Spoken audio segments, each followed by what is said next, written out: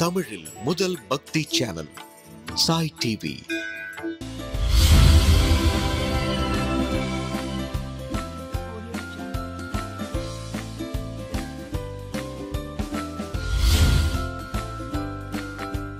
Hi செல்லக்குட்டீஸ், welcome to Sai டிவியின் சுட்டீஸ் நேரம். சாய் டிவியோட சுட்டீஸ் நேரம் பக்தி கதைகளில் ராமாயணம் கதை கேட்கறதுக்காக ரெடியாக வந்துட்டிங்களா? நானும் உங்களுக்காக 5 days வெயிட் பண்ணிவிட்டு இதோ கதை சொல்கிறதுக்காக வந்துட்டேன். சரி, மண்டேலேருந்து நேற்றுக்கு ஃப்ரைடே வரைக்கும் என்னெல்லாம் செஞ்சீங்க? உங்கள் ஹோம்ஒர்க் எல்லாம் முடிச்சிட்டிங்களா? படிச்சிங்களா? பிஸியாக இருக்கீங்களா? விளையாண்டிங்களா? முக்கியமாக நான் ஒன்று சொல்வேனே, சேஃபாக இருக்கீங்களா? எஸ், அதான் வேணும் எனக்கு. சரி, ஓகே. இந்த வீக்கில் டிவி பார்த்துட்டு இருக்க குட்டீஸில் யாராவது பர்த்டே கொண்டாடி இருப்பீங்கள்ல? உங்கள் எல்லாருக்கும் நம்முடைய சாய் டிவியோட சார்பாக இனிய பிறந்த நாள் நல்வாழ்த்துக்கள். Happy birthday to you all குட்டீஸ். சரி, ஓகே. இப்போது கதை சொல்கிறேன் அப்படின்னு சொன்னேன். நம்ம என்ன பார்த்துட்ருக்கோம் ஞாபகம் இருக்கா உங்களுக்கு? ராமாயணத்தில் பல சாப்டர்ஸ் இருக்குதுன்னு சொல்லியிருக்கேன். அதில் சுந்தர காண்டம் நான் கதை சொல்லிக்கிட்டு இருக்கேன். அதை தான் நீங்களும் ரொம்ப இன்ட்ரெஸ்டிங்காக கேட்டுட்ருக்கீங்க. அப்படி தானே குட்டீஸ் நான் சொல்கிறது? கரெக்டு தானே? சுந்தர காண்டத்தில் என்ன ஸ்பெஷல்? உங்களை யாராவது பதில் சொல்வீங்களா? நானும் பார்க்குறேன் யார் சொல்கிறீங்க அப்படின்னு. எஸ், சுந்தரர் ஆகிய ஆஞ்சநேயரோட வீரத்தை, பிரதாபத்தை, அவருடைய பெருமையை சொல்லக்கூடியது தான் சுந்தரகாண்டம். இந்த சுந்தரகாண்டத்தை நம்ம கேட்கறதுனாலையும் சொல்வதனாலையும் மிக பெரிய பலன்கள் உண்டாகும். எதனால்? ஸ்ரீராமரையும் சீதா மாதாவையும் சீதா பிராட்டியாரையும் ஒன்றாக இணைத்து வைத்தது தான் சுந்தரகாண்டம். அந்த வேலையை செய்தது யார்? எஸ், ஆஞ்சநேயர், ஹனுமான். அவர் தான் பிரிந்திருந்த இருவரையும் சேர்வதற்கு, அவர்கள் இருவரும் இணைவதற்கு காரணமாக இருந்தார். அவருடைய பெருமையை முழுக்க முழுக்க சொல்லக்கூடியது சுந்தர காண்டம். இதை குழந்தைங்க கேட்கறதுனாலையும் இதை உங்களுக்கு தெரிஞ்சவங்களுக்கு நீங்கள் சொல்கிறதுனாலையும் உங்களுக்கு நிறைய நிறைய நிறைய நிறைய ஸ்பெஷல் திங்ஸ் எல்லாம் கிடைக்கும். அதனால் எப்போவுமே பக்தியோடு இருக்கணும். நிறைய பக்தி சம்மந்தப்பட்ட விஷயங்களை நம்ம கேட்கணும். அதை விட ரொம்ப முக்கியம் என்ன பண்ணணும்? ஆஞ்சநேயரோட ஸ்லோகம் சொல்லணும், ராமரோட ஸ்லோகமும் சொல்லணும். ஓகே குட்டீஸ்? சரி, இந்த சுந்தரகாண்டத்தில் நம்ம நிறைய பார்த்தோம். போன வாரத்தில் நம்ம என்ன பார்த்தோம் அப்படின்னாக்க, ஆஞ்சநேயரை பிரம்மாஸ்திரம் வைத்து கட்டுறாரு. யார்? இந்திரஜித்து. இந்திரஜித் யார்? ராவணனது பையன் இல்லையா? அதுக்கப்புறம் ஆஞ்சநேயர் ஒரு கயிறை வச்சு கட்டி அரக்கர்கள்லாம் கட்டி கொண்டு போகிறாங்க. ஆஞ்சநேயர் அப்படியே பயந்த மாதிரி நடிக்கிறார் இல்லையா? ஓ, அப்படி பயப்படுறாரு இல்லையா? அவரை கட்டி வச்சு கொண்டு போகிறாங்க. அப்போது எங்கே கொண்டு போகிறாங்க? ராவணனது தர்பார், ராவணனோட கோர்ட், ராயல் கோர்ட் இருக்கு இல்லையா, அரசவை, அங்கே கொண்டு போகிறாங்க. அங்கே ராவணனை பார்க்குறாரு. ஐயோ, இவனுக்கு இவ்வளோ கேவலமான புத்தி இருக்கே, இவன் மட்டும் சீதையை அழைத்து கொண்டு வராமல் இருந்திருந்தால் அவன் இந்த சமயம் இந்திரனாகவே ஆகியிருப்பானே. அவன் முகம் அவ்வளோ தேஜஸோடு இருக்குது, இவ்வளோ நல்லவனா, அதாவது அதர் குட் குவாலிட்டிஸ்லாம் அவன்கிட்ட இருக்கே அப்படின்னு நினச்சிக்கிறாராம் ஆஞ்சநேயர். அப்போ உடனே ராவணனுக்கு ரொம்ப கோபம் வந்துடுது. அவன் என்ன சொல்கிறான்? அவனுடைய அமைச்சராகிய பிரகஸ்தனை பார்த்து இது யார் என்னன்னு கேளு அப்படின்னு சொல்கிறான். எங்கேருந்து வந்திருக்கு இந்த குரங்கு? இந்திரனால் அனுப்பப்பட்ட குரங்கா இல்லை வேறு யாரும் தேவர்கள் அனுப்பினாங்களா? எப்படி கைலாயத்துலேருந்து வந்திருக்கா? நந்தி தேவரே ஒரு வேளை வந்திருக்காரா அப்படின்னு அவனுக்கு ஏகப்பட்ட டவுட்ஸ் வருது. அவனுடைய 10 தலைகளையும் அப்போ பார்க்குறாராம் ஆஞ்சநேயர். எத்தனை தலை? 10 தலை. எத்தனை கை? 20 கை. நமக்கெல்லாம் 2 கை இல்லையா? 10 தலைங்கிறதுனால 20 கை உண்டு ராவணனுக்கு. அப்படி தான் ராவணன் அங்கே உட்காந்துருக்கானா. அப்போ ராவணனை பார்க்குறாரு ஆஞ்சநேயர். அப்போ உடனே ஆஞ்சநேயர் பேச ஆரம்பிக்கிறாரு. தான் யார் அப்படிங்கிறத சொல்கிறாரு. சுக்ரீவனால் அனுப்பப்பட்டவர் அப்படிங்கிறாரு. ஸ்ரீராமரது தூதுவராக வந்திருக்கேன். ராமருடைய மனைவியை காணவில்லை, அவரை தேடிக்கொண்டு வந்தேன். அவர் தங்களது அந்தப்புறத்தில் இருக்கிறார். சீதாதேவியை தான் நீ கடத்தி கொண்டு வந்திருக்க அப்படின்னு சொல்லிட்டு நான் சொல்கிறேன், கேட்டுக்கோ. உனக்கு நல்ல புத்தி வரணுங்கிறதுக்காக தான் இவ்வளவையும் சொல்கிறேன். நீ இப்போவும் ஒன்றும் மோசம் இல்லை. எங்களது தலைவராகிய ஸ்ரீராமரை சரணடைந்து விடு. சரணடைந்துன்னா ராமர் உன்னை ரட்சிப்பார். எப்படியாவது கொண்டு சீதா மாதாவை ஸ்ரீராமருடன் சேர்த்து வைத்து விடு. அதுதான் உனக்கு நல்லது. இல்லைன்னா நீயும் அழிந்து உன்னுடைய குலமே அழிந்து போய்விடும் அப்படின்னு ஆஞ்சநேயர் சொல்கிறார். அப்போ கேட்டுன்னு இருக்கக்கூடிய ராவணனுக்கு ரொம்ப கோபம் வந்துடுது. பின்ன ராமருடைய பானத்தை பற்றியும் ராமருடைய சிறப்பை பற்றியும் ராமர் வந்து சண்டை போட்டால் நீ இல்லாமல் போயிடுவா அப்படின்னு மூஞ்சுக்கு நேரம் சொன்னோடனே அவன் அரக்கன் தானே, அவன்கிட்ட கெட்ட குணங்களும் நிறையா இருக்கு இல்லையா. அவனுக்கு ரொம்ப கோபம் வந்துடுது.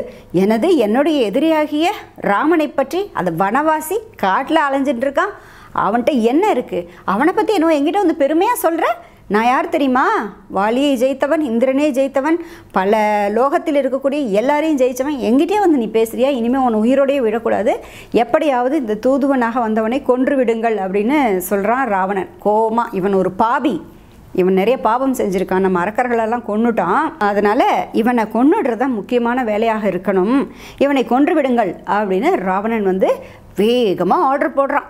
அப்போ உடனே என்ன பண்ணுறார், விபீஷணர் எழுந்திருக்கிறார். விபீஷணர் யார், ராவணனது தம்பி, அவர் ரொம்ப நல்லவரான்.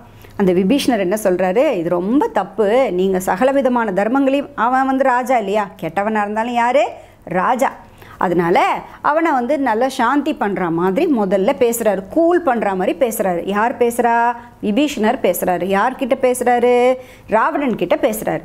விபீஷணர் என்ன சொல்கிறாரு, நீங்கள் வந்து சகலவிதமான தர்மங்களையும் அறிந்தவர், வேத சாஸ்திரங்களை நன்கு பயின்றவர், அதனால் உங்களுக்கு தெரியாத விஷயமே கிடையாது, நீங்கள் நன்றாக யோசிச்சு பாருங்கள், இதுவரைக்கும் கொடுத்த தீர்ப்பில் யாருமே வந்து தூதுவனை கொன்றதாக சரித்திரமே கிடையாது. இதுவரைக்கும் யாருமே தூதுவனாக, யார் தூதர்னு ஒருத்தர் வராங்களோ அவங்கள கொல்லவே கூடாது, அது ரொம்ப தப்பு, அது மிகவும் அதர்மமான செயல். ஆனாலும் இவர் பண்ணினது, இந்த தூதுவனாக வந்த இந்த வானரம் பண்ணினது தப்பு தான் இல்லைங்கள, மிகவும் பலசாலியாகவும் இருக்குது, பெருமை வாய்ந்த வானரமாகவும் இருக்கிறது இந்த வானரம். இது வாயுவின் புத்திரன் என்று சொல்லக்கூடிய இந்த வானரம் அப்படின்னு தான் சொல்கிறார் அவர். விபீஷணர் என்ன சொல்கிறாரு, வானரம் அப்படின்னு தான் சொல்கிறார். யாரை, ஆஞ்சநேயரை. நான் உங்களுக்கு முன்னாடியே சொல்லியிருக்கேன் குட்டீஸ், வானரர்கள்னால் யார் அப்படின்னு சொல்லியிருக்கேன். அவங்க வந்து மங்கீஸ் மாதிரியான ஃபேஸ் இருக்கும், பெரிய வால் இருக்கும், டெய்ல்ஸ், பெரிய பெரிய டெய்ல் இருக்கும், அவங்களால பறக்க முடியும், அவங்க ரொம்ப பலசாலியாகவும் இருப்பாங்க, அதே சமயம் ஹியூமன் மாதிரியும் ஹைட் அண்ட் வெயிட்டாக இருப்பாங்க அப்படின்னு நான் உங்களுக்கு சொல்லியிருக்கேன் இல்லையா, முன்னாடி இருக்கிற எபிசோட்ஸ்லேயே நான் சொல்லியிருக்கேன். உங்களுக்கு ஏதாவது டவுட் இருந்ததுன்னா நம்ம சாய் டிவியோட யூடியூப் சேனல் இருக்குது, அதில் போய் பார்த்துக்கோங்க. ஓகே குட்டீஸ், சரி, அப்படிப்பட்ட வானரமாக இருக்குது இது. பெருமை மிகுந்த வானரமாக இருந்தாலும், பராக்கிரமம் பலசாலியான வானரமாக இருந்தாலும், நமக்கு பல தீங்குகளை விளைவித்திருந்தாலும் இந்த வானரத்தை நாம் கொல்லக்கூடாது.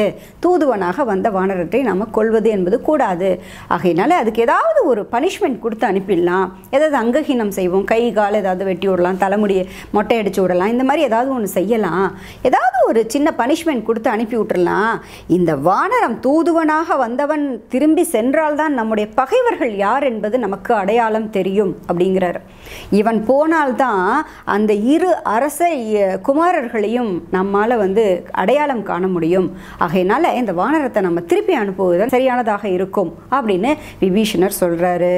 அப்போது ராவணன் வந்து நீ சொல்கிறதும் உண்மைதான் தம்பி, அதனால கேட்டுக்கலாம் அப்படின்னு சொல்லிட்டு என்ன பண்ணுறான், ராவணன் தான் சொல்கிறான், எல்லா மங்கீஸுக்கும் என்னது ரொம்ப இஷ்டம், டெய்ல்ஸ்னால் அதோட வால்னால் ரொம்ப பிடிக்குமா, வானரத்துக்கு வால்னால் ரொம்ப பிடிக்குமா. அதனால் அந்த ஆஞ்சநேயரை பார்த்த உடனே ராவணன் என்ன தெரியுமா சொல்கிறான், இந்த வானரத்திற்கு இதுக்கு வந்து அதோட வால்னால் ரொம்ப பிடிக்குமா இருக்கும், அதனால் அந்த வாளுக்கு இப்போவே தீ வச்சு விட்டுடுங்க, வால் எரிஞ்சு போயிடட்டும். தீ வச்சு விட்டால் என்ன ஆகிடும், நெருப்பு பிடிச்சிட்டா என்ன ஆகிடும், அந்த வால் முழுக்க எரிஞ்சு போயிடும் இல்லையா, வால் இல்லாத குரங்காவே சுற்றணும் இல்லையா. அப்போ அதுக்கு ரொம்ப அவமானமாக இருக்கும், வெளியில் போகவே அதுக்கு பிடிக்கவே பிடிக்காது, ரொம்ப அவமானமாக ஃபீல் பண்ணும். ஏன்னா முடியெல்லாம் ஒன்றும் பெருசாக இருக்காது, அதனால் நம்மளை மாதிரிலாம் மொட்டை அடித்து விட்டு கை காலெலாம் வெட்டி விட்டு அதெல்லாம் பண்ண முடியாது. அது ஒரு மிகப்பெரிய பனிஷ்மெண்ட் அந்த காலத்தில். குரங்கு இருந்தால் குரங்கு பிடிச்சி வாழை கட் பண்ணி விட்டாக்கா அது பெரிய பனிஷ்மெண்ட்டாக. அது மாதிரி இந்த ராவணன் வந்து பனிஷ்மெண்ட் கொடுக்குறான். என்ன சொல்கிறான்னாக்க, ஆஞ்சநேயருடைய வாளுக்கு வந்து தீ வச்சு விட்டுடுங்க, டெய்லுக்கு தீ வச்சு விட்டுடுங்க அப்படின்னு சொல்கிறான். உடனே அங்கே இருக்கக்கூடிய அரக்கர்கள்லாம் என்ன பண்ணுறாங்க, பழைய துணியெல்லாம் நிறைய கொண்டு வந்து அவருடைய வாளை சுற்றி தீயை வச்சு விட்டுறாங்க. தீயை வச்சு விட்டு முழுக்க கூட்டிகிட்டு போகிறாங்க. பனிஷ்மெண்ட் இது கொடுத்தோங்கிறது எல்லாருக்கும் தெரியணும் இல்லையா, எல்லாரும் பார்த்து சந்தோஷப்படணும் இல்லையா. அதுக்காக அந்த ஊர் நகரத்தை சுற்றியும் வந்து அழைத்து கொண்டு போகிறாங்க. எவரும் ஆஞ்சநேயரும் இதான் நல்லா சாக்கு, நம்மளும் எல்லாத்தையும் பார்க்கலாம் அப்படின்ட்டு போகிறாரு. போன உடனே அவர் வந்து ஒரு ரவுண்டு வந்த உடனே அவரை பார்த்து எல்லோரும் சிரிக்கிறாங்க. அப்போ அவர் நினச்சிக்கிறாரு, சரி நமக்கு இன்னும் ஒரு வேலை பாக்கி இருக்குது. என்னன்னாக்க, ஒன்று வந்து என்ன பண்ணியாச்சு, சீதா மாதாவை கண்டுபிடிச்சாச்சு, அடுத்தது அரக்கர்களை கொன்றாயிற்று. ஆனால் இன்னும் ஒரு வேலை நம்ம பாக்கி இருக்குது. அது என்னன்னாக்கா, இந்த இலங்கை மாநகரத்தை நம்ம அழிச்சிட்டு போகணும், இந்த கோட்டையை முதல்ல அழிக்கணும்.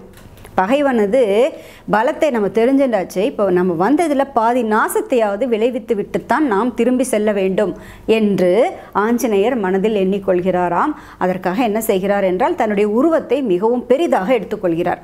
பெரிதாக எடுத்துக்கொண்டு அவர் அந்த அரக்கர்களெல்லாம் சுற்றி அப்படி கட்டி பிடிச்சி கொண்டு வராங்க இல்லையா, அவங்க எல்லாரையும் இப்படி ஒரு உதை விடுறாரு. பெரிய உருவம் எடுத்துக்கிறாரு. ஒவ்வொரு அரண்மனையின் மீதாகவும் ஏறி ஏறி குதித்து எல்லா இடமும் தீ வச்சு விட்டுடுறாரு. எல்லா இடமும் என்ன பண்ணிடுறாரு, தீ வச்சுடுறாரு. தீ வச்சதுனால அந்த மாநகரமே அப்படியே கொழுந்து விட்டு எரியுது. ஒரு பில்டிங்கும் அப்படியே எரியுறது, திகு திகு திகு திகு திகுன்னு. ஏன்னா அவர் வாளில் இருக்கு இல்லையா, அந்த நெருப்பால் எரியுது. இந்த விஷயம் கேள்விப்பட்டு சீதா மாதா ஆஞ்சநேயருக்கு அந்த இது எதுவும் வரக்கூடாது, அந்த கஷ்டம் எதுவும் வரக்கூடாது அப்படின்னு பிரார்த்தனை பண்ணிக்கிறாங்களாம். அதனால ஆஞ்சநேயர் வாளில் நெருப்பு வச்சோம். ஆஞ்சநேயருக்கு அந்த சூடே தெரியலையாம். அப்படியே குலுகுலுன்னு இருக்கா மாதிரி இருக்கும். ஐஸ் கட்டியை வச்சு கட்டி விட்டா மாதிரி இருக்கான்.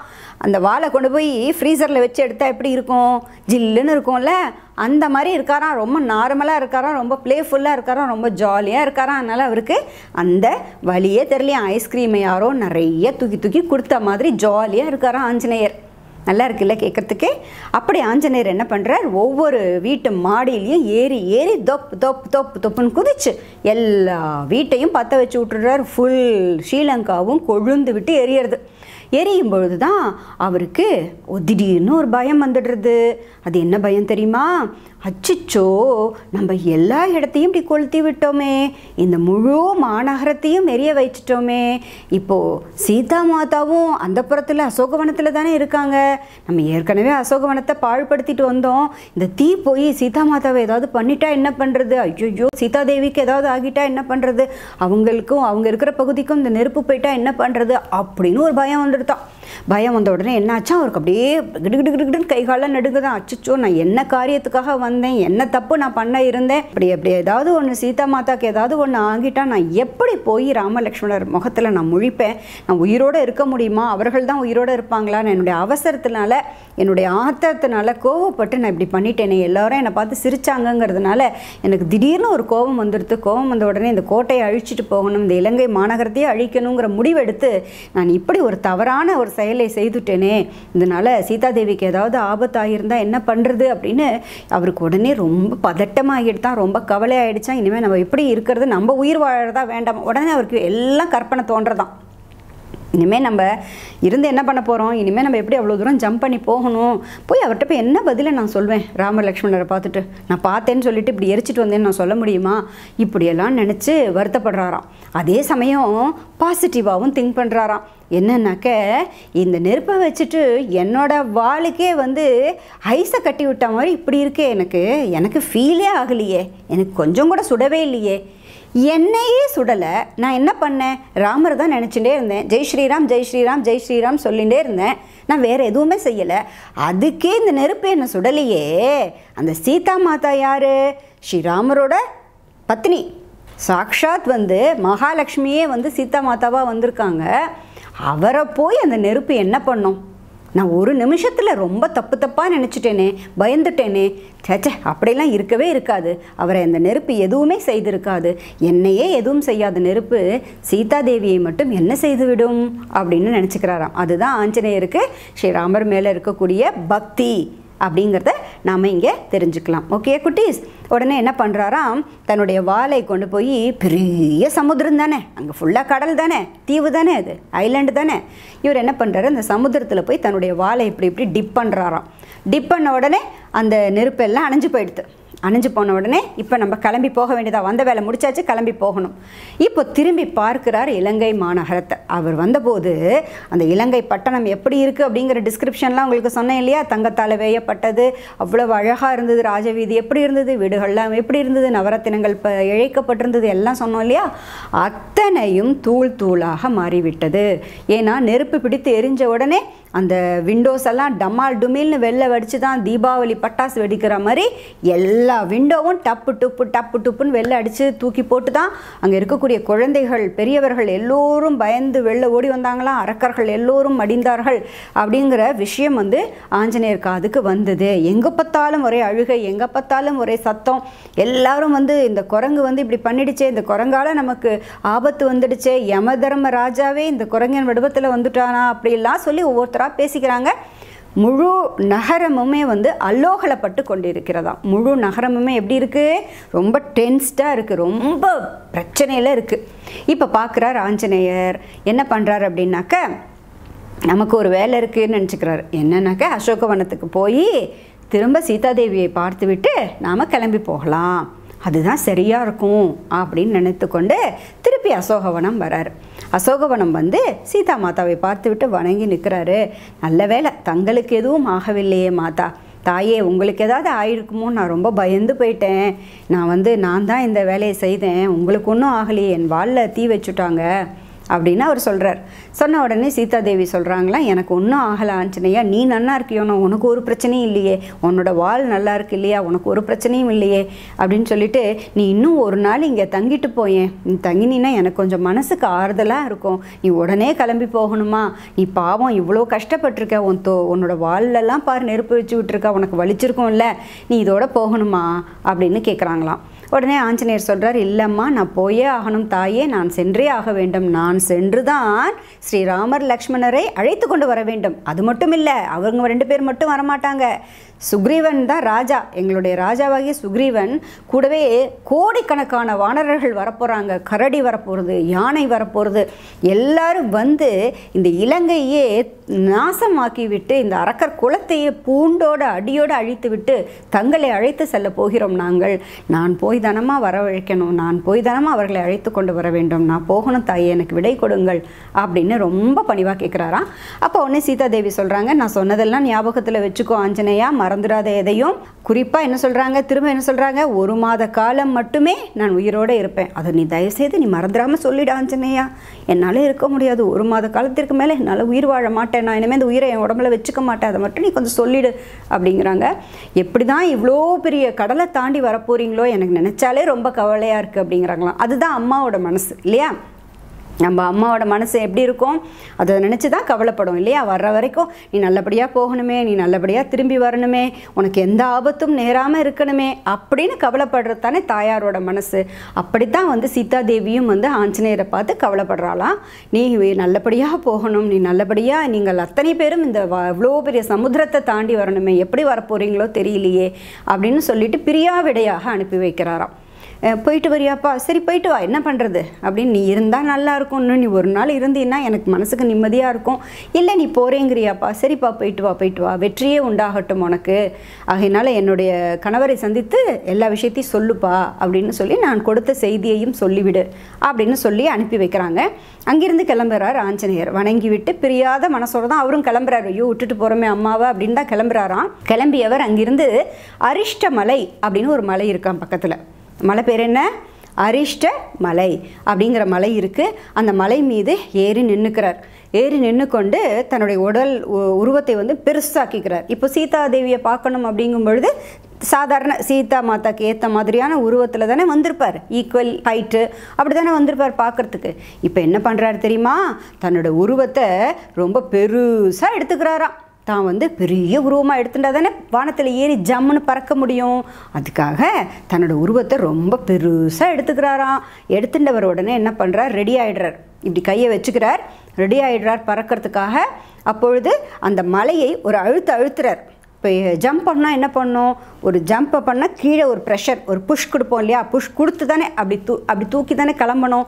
அதே மாதிரி அந்த அரிஷ்ட மலையை காலால் ஒரு அழுத்துறாராம். அழுத்தின உடனே என்னாச்சு தெரியுமா குட்டீஸ், அந்த மலையை தொம்முன்னு கீழே போயிடுச்சான். எப்படி இருக்குது பாருங்களேன். அந்த மலை மேலே ஏறி நின்று காலை தூக்கி வச்சு ஒரு ப்ரெஷர் கொடுக்குறாரு ஜம்ப் பண்ணுறதுக்காக. உடனே அந்த மலையே கீழே இறங்கிட்டுதான். அப்படியே தாவறார் வானத்தில் தாவி அப்படியே ஜம்முன்னு பறக்க ஆரம்பிக்கிறாராம். அவர் எப்படி பறக்கிறார் தெரியுமா, சந்திரனுக்கு ஈக்குவலாக போகிறாராம். எல்லா மேகத்தையும் தாண்டி மேலே போயின்னு இருக்காராம். அப்போ வழியில் என்ன பார்க்கிறார் அப்படின்னாக்கா, மைனாக மலையை பார்க்கிறார். அந்த சமுத்திரத்தில் வந்து முதல்ல குறுக்கிட்டது மைனாக மலை தானே. அந்த மைனாக பர்வதம் என்ன சொல்கிறது, என் மீது தங்கி இலைப்பாரி விட்டு செல்லுங்கள் அப்படின்னு சொல்லிட்டு இல்லையா. அந்த மைனாக மலையை இப்போது பார்க்கிறாராம் ஆஞ்சநேயர். அப்படி தடவி கொடுக்குறாராம். அதாவது தேங்க்ஃபுல் டு யூ அப்படிங்கிற மாதிரி இப்படி அழகாக தடவி கொடுக்குறாராம். உன்னால் வந்து என்னோட காரியம் காரியம் வெற்றிகரமாக முடிஞ்சு போயிடுது, அதனால் நான் சந்தோஷமாக திரும்பி போயின்னு இருக்கேன், எனக்கு உங்ககிட்ட தங்கறதுக்கோ பேசுகிறதுக்கோ டைம் இல்லைப்பா, ஐம் சாரி அப்படிங்கிற மாதிரி அப்படியே அந்த மலையை பர்வதத்தை தடவி கொடுத்து கொண்டே போயிட்டே இருக்காராம். அவர் எங்கேயுமே ஒரு நிமிஷம் கூட நிற்கவே இல்லை. இப்போ அரிஷ்டமலையிலேருந்து கிளம்பினவரோட லேண்டிங் பொசிஷன் எங்கே? மகேந்திர மலை. மகேந்திர மலையினுடைய உச்சியிலேருந்து தானே தாவி வந்தார். அதே மகேந்திர மலையை எய்ம் பண்ணி அந்த டைரெக்ஷன்லேயே போயின்னு இருக்காராம். கரெக்டாக மகேந்திர மலைக்கிட்ட போயிடுறார். மகேந்திர மலைக்கிட்ட போன உடனே அந்த மகேந்திர மலை மேலே யாரெல்லாம் இருக்காங்க? இவரோட இருந்த அத்தனை பேரும் இருக்காங்களே, அந்த 10 பேர் நான் சொல்லியிருக்கேன், உங்களுக்கு ஞாபகம் இருக்கா குட்டீஸ்? அங்கதனில் ஆரம்பித்து ஜாம்பவான் வரைக்கும் 10 பேர் சொல்லியிருக்கேன். அவங்க எல்லாரும் வந்து எவ்வளோ தூரம் தாண்டக்கூடிய சக்தி படைத்தவர்கள் அப்படிங்கும்போது நான் சொல்லியிருக்கேன். கூடவே 1,00,000க்கும் மேற்பட்ட வானர வீரர்கள் இருக்காங்க. அத்தனை பேரும் எங்கே இருக்காங்கன்னா அந்த மலைக்கு மேலே இருக்காங்க. Because they're all waiting for the Anjaneyar. அப்போது அங்கே இருக்கக்கூடியவர்கள் ஆஞ்சநேயரை பார்க்கிறார்கள். ஆஞ்சநேயர் இப்போ பறந்து வந்துட்டு இருக்கார், ஜம்முன்னு பறந்து வர்றார். பறந்து வரதை அவர்கள்லாம் பார்த்து கொண்டிருக்காங்க. அவங்கள பார்த்தோன்னே ஆஞ்சநேயர் என்ன பண்ணுறாரு தெரியுமா? தன்னுடைய வால் இருக்குது பார்த்தீங்களா, இப்படி தூக்கி சுற்றுறாராம். ஹோ அப்படி சத்தம் போடுறாரு. சத்தம் போட்டு தன்னுடைய வாளை இப்படி சுழட்டி காமிக்கிறாராம். ஜெய் ஸ்ரீராம், ஜெய் ஜெய் ஸ்ரீராம் அப்படின்னு சொல்கிறாராம். உடனே இவர்களுக்கெல்லாம் குஷி ஆகிடுது. யாருக்கு? அங்கதனை சுற்றி இருக்கக்கூடிய மற்றவர்கள் எல்லோருக்கும் ரொம்ப ஹாப்பி ஆகிடுதான், ரொம்ப குஷி ஆகிடுறாங்க. இன்னும் சில வானரர்கள்லாம் குட்டி குட்டி வானரர்களாக இருக்காங்க. அவங்களுக்கெல்லாம் வந்து தெரியல, ஆஞ்சநேயர் வர்றது தெரியல. அதனால அவங்கெல்லாம் பார்க்கணுங்கிறதுக்காக அங்கங்கே இருக்கக்கூடிய மரத்தின் மேலெல்லாம் ஏறி உட்காந்து அது வழியாக அப்படி பார்த்துக்கிறாங்களா, எப்படி வரார் ஆஞ்சநேயர், எப்படி பறந்து வரார் அப்படின்னு. விண்டோ வழியாக நம்மலாம் எட்டி பார்ப்போம் பார்த்தீங்களா, அந்த மாதிரி எட்டி அவங்கெல்லாம் இப்படி பார்க்குறாங்களாம், இப்படி பார்க்குறாங்களாம், எங்கே வராருன்னு. அப்பொழுது அவர்கள் பார்த்த உடனே வந்துடுறாங்க. நேராக அங்கதன் ஜாம்பவான் இருக்கக்கூடிய இடத்துல வந்து ஜம்முன்னு லேண்ட் ஆகிடுறார். யாரு? ஆஞ்சநேயர். லேண்ட் ஆன உடனே ஜெய் ஸ்ரீராம், ஜெய் ஸ்ரீராம் அப்படின்னு கத்துறாராம். உடனே புரிஞ்சு போயிடுத்து அங்கதனுக்கும் ஜாம்பவானுக்கும் இவர் வெற்றி செய்தியை கொண்டு வந்திருக்கிறார், சீதாதேவியை பார்த்து விட்டார் என்ற வெற்றி செய்தியை கொண்டு வந்திருக்கிறார் அப்படின்னு ரொம்ப சந்தோஷமாயிடுதான். எல்லாரும் உடனே ஹோ ஹோ ஹோன்னு கத்துறாங்க. எல்லாரும் ஜெய் ஸ்ரீராம், ஜெய் ஸ்ரீராம், ஜெய் ஸ்ரீராம் அப்படின்னு எல்லாரும் கத்துறாங்களாம். அங்கே இருக்கக்கூடிய அத்தனை வானரர்களும் ஆஞ்சநேயரை பார்த்த உடனே குஷி தாங்க முடியல எல்லாருக்கும். அப்படியே அவ்வளோ ஒரு சந்தோஷமா எல்லோரும் கத்துறாங்க. கத்தின உடனே நிறைய பேர் அதில் வந்து என்ன பண்ணுறாங்க தெரியுமா? ஆஞ்சநேயர் பாவம் ட்ராவல் பண்ணி வந்திருக்காரு இல்லையா, அவர் எங்கே சாப்பிட்டாரோ என்ன பண்ணாரோ அப்படிங்கிறதுக்காக பழங்கள் கிழங்கு வகைகள் எல்லாம் கொண்டு வராங்களாம். என்ன பண்ணுறாங்க? பழங்கள் கிழங்கு வகைகள்லாம் கொண்டு வராங்க. பார்த்த உடனே அங்கதன் தான் முதல்ல பார்க்குறாரு. அங்கதன் தானே இந்த டீமோட ஹெட்டு இல்லையா, அவர் தலைமையில் தானே எல்லாரும் கிளம்பி வந்திருக்காங்க. அங்கதன் யார்? வாலியோட சன் இல்லையா, அவர் தான் முதல்ல கேட்குறாரு ஆஞ்சநேயரை பார்த்தோன்னே என்னாச்சு அப்படின்னு கேட்குறாராம். உடனே ஆஞ்சநேயர் சொல்கிறார், நான் சீதாதேவியை கண்டேன், வணங்குறார் முதல்ல. அங்கதன் வந்து என்னதான் இருந்தாலும் இளவரசன் இல்லையா, அதனால இளவரசனாகிய அங்கதனையும் வயதில் மூத்தவராகிய ஜாம்பவானையும் வணங்குகிறாராம். வணங்கின உடனே என்ன சொல்கிறாராம்? வெற்றி நம் பக்கமே அப்படின்னு சொல்லிட்டு, நான் சீதாதேவியை பார்த்தேன், அவர் வந்து அந்த புறத்தில் இருக்கிறார் அப்படின்னு சொல்லிட்டு ஸ்ரீராமரையே நினைத்தவாறு மிகவும் நெக்குருகி போய் இருக்கிறார். இன்னமும் 1 மாத காலம் மட்டுமே தான் வாழ்வேன் என்று சொல்கிறார் அப்படிங்கிற விஷயத்த அப்படியே கிறிஸ்பியாக சொல்கிறார். சொன்ன உடனே எல்லாருக்கும் சந்தோஷமாயிடுறது, ரொம்ப ஹாப்பி ஆகிடுறது. அவருக்கு சாப்பிட்றதுக்காக பழங்கள் கிழங்கு வகைகள் தண்ணீர் இப்படி எல்லாத்தையும் கொண்டு வந்து கொடுக்குறாங்க சுற்றி. யாருக்கு?